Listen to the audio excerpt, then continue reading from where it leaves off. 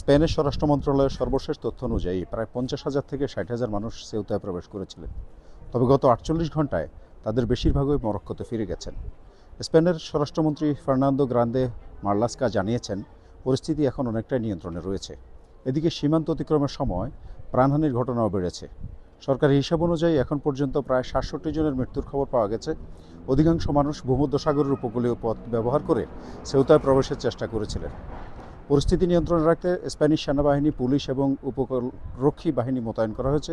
একই সঙ্গে তারাখাল সীমান্ত এলাকায় প্রায় 500 মিটার দীর্ঘ একটি ভাসমান বাধা স্থাপনের কাজও শুরু হয়েছে। স্প্যানিশ সরকার বলেছে, ভবিষ্যতে এ ধরনের ঘটনা ঠেকানোর জন্য এই পদক্ষেপ নেওয়া হয়েছে। স্পেনের প্রধানমন্ত্রী পেড্রো সানচেজ ইউরোপীয় ইউনিয়নের জরুরি বৈঠক আহ্বান করেছেন।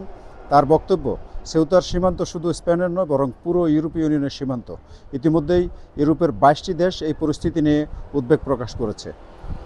অন্যদিকে সামাজিক যোগাযোগ মাধ্যমে ছড়িয়ে পড়া নানা গুজব এবং মানব পাচারকারী চক্রের তৎপরতাকে এই ঘটনার অন্যতম কারণ বলে মনে করা হচ্ছে। অর্থনৈতিক সংকটও অনেক মানুষকে সীমান্ত পাড়ি দেওয়ার ঝুঁকি নিতে বাধ্য করেছে।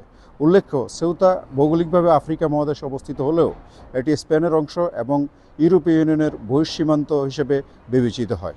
তাই এই অঞ্চলের পরিস্থিতির উপর গোটা ইউরোপের দৃষ্টি নিবদ্ধ রয়েছে। স্প্যানিশ সংবাদ মাধ্যমগুলোর দাবি, এই সংকটের পেছনে কেবল অভিবাসন সংক্রান্ত কারণে নয়, বরং আন্তর্জাতিক রাজনৈতিক কারণও রয়েছে। তাদের মতে, সীমান্ত নিয়ন্ত্রণ, বাণিজ্য নিরাপত্তা এবং পশ্চিম সাহারা ইস্যুকে কেন্দ্র করে মরক্কো স্পেনের উপর কূটনৈতিক চাপ সৃষ্টি করার চেষ্টা করেছে। এদিকে ইউরোপীয় ইউনিয়নের বেশ কয়েকটি দেশ এই পরিস্থিতি নিয়ে উদ্বেগ প্রকাশ করেছে। স্পেন সরকার বলছে, সেউতার সীমান্ত শুধু স্পেনের নয়, বরং এটি পুরো ইউরোপীয় ইউনিয়নের সীমান্ত। স্প্যানিশ বিশ্লেষকদের একটি অংশের মতে, উত্তর আফ্রিকায় পরিবর্তিত রাজনৈতিক পরিস্থিতি এবং মরক্কো, যুক্তরাষ্ট্র ও ইসরায়েলের মধ্যকার কৌশলগত সম্পর্ক এই সংকটকে নতুন মাত্রা দিয়েছে।